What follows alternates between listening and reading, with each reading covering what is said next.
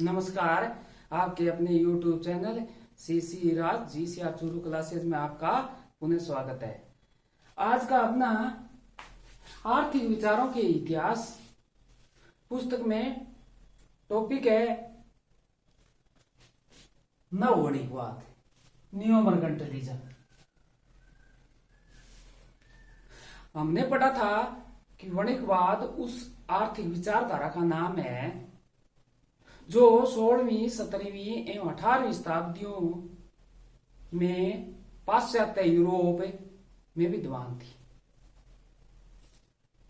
वाणिज्यवादी स्वर्ण एवं रजत को प्राप्त करने को महत्व देते थे,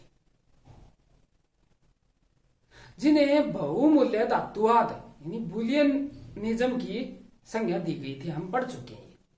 अर्थात वाणिज्यवाद या मर्केंटाइलिज्म में एक शक्तिशाली राज्य प्राप्त करने की नीति थी। नववाणिज्यवाद, न्यू मर्केंटाइलिज्म क्या है? ये तो पहले वाणिज्यवाद था, अब नववाणिज्यवाद क्या है? न्यू मर्केंटाइलिज्म।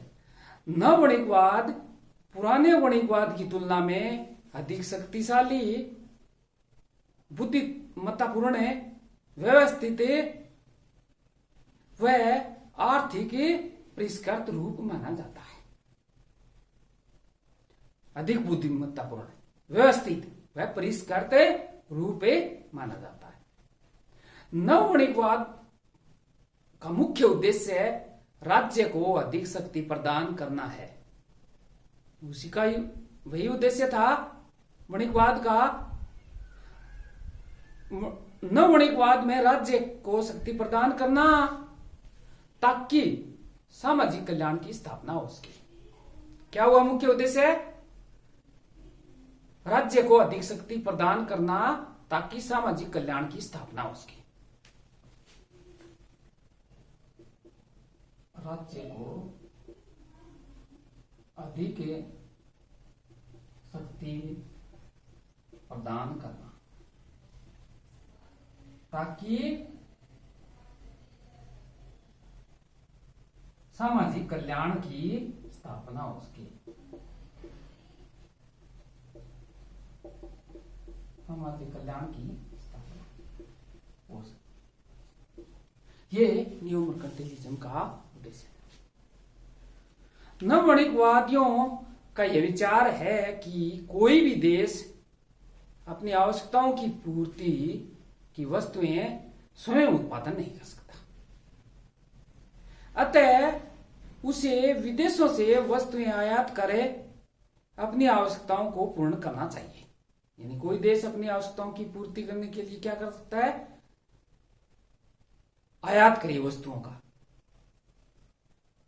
नववाणिज्यवाद सोने चांदी को एकत्रित करने के पक्ष में नहीं थे। वाणिज्यवादी क्या थे? सोने चांदी को एकत्रित करने के पक्ष में थे, और नववाणिज्यवादी सोने चांदी को एकत्रित करने के पक्ष में नहीं थे। वर्ण उसका उद्देश्य देश के आर्थिक विकास के लिए दुर्लभ विनिमय मुद्रा को प्राप्त करना था, ताकि देश का भुगतान संतुलन, बैलेंस ऑफ पेमेंट, बीओपी प्रतिकूल नहीं हो पाए। इनका यह प्रमुख उद्देश्य था। सोने चांदी के एकत्रित करने के वो पक्ष में नहीं थे।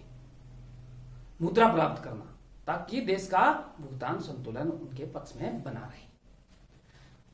अब है वाणिज्यवाद यानी प्राचीन और नववाणिज्यवाद में अंतर। क्या अंतर था? तो प्राचीन वाणिज्यवाद और नववाणिज्यवाद में अंतर है। प्राचीन वाणिज्यवाद और नववाणिज्यवाद।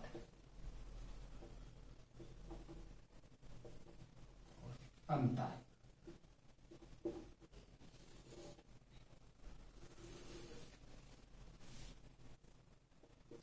नंबर 1, उद्देश्य। उद्देश्य बनेगा।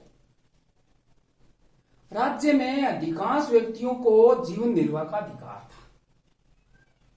राज्य में अधिकांश व्यक्तियों को जीवन निर्वाह का अधिकार था।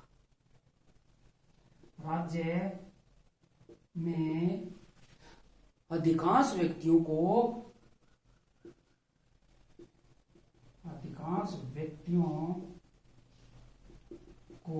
केवल जीवन निर्वाह का अधिकार था।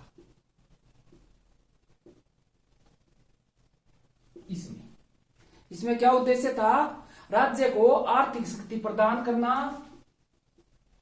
राज्य को आर्थिक शक्ति प्रदान करना,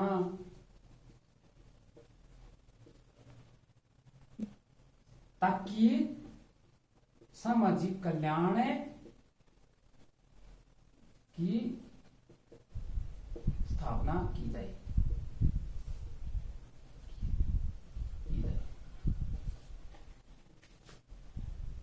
यह सामाजिक कल्याण की स्थापना करना। 2 नंबर अंतर, सांख्यिकी आंकड़े।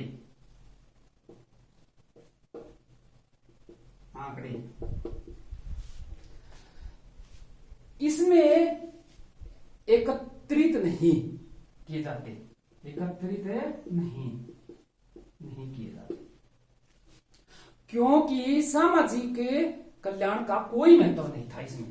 इसमें सामाजिक कल्याण का महत्व था, इसमें सामाजिक कल्याण का कोई महत्व नहीं था। इसलिए आंकड़े किस लिए इकट्ठे किए जाए? ठीक, इसमें सांख्यिकी आंकड़े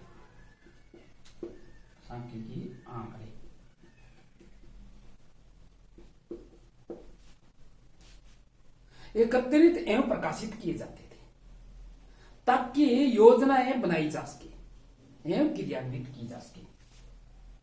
एकत्रित एवं प्रकाशित किए जाते थे, ताकि योजनाएं बनाई जा सके और उनकी क्रियान्विति की जा सके। 2 नंबर। 3, सोने चांदी एकत्रित करने के पक्ष में थे। सोना चांदी एकत्रित करने के पक्ष में थे, नहीं, पक्ष में थे। ये सोने चांदी एकत्रित करने के पक्ष में नहीं थे,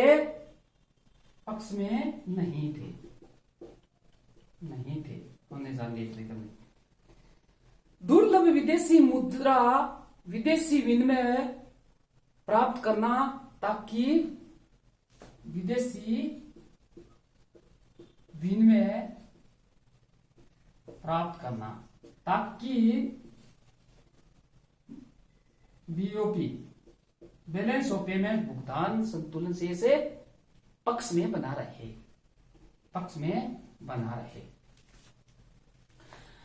नंबर 4, उत्पादन के साधन।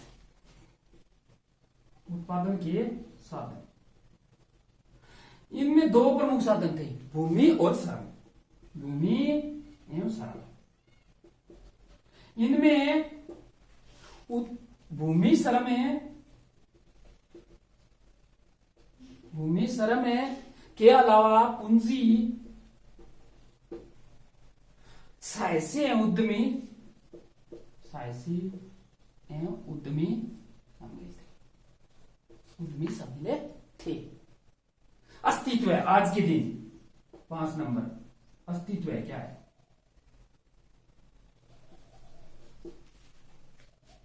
विलुप्त है,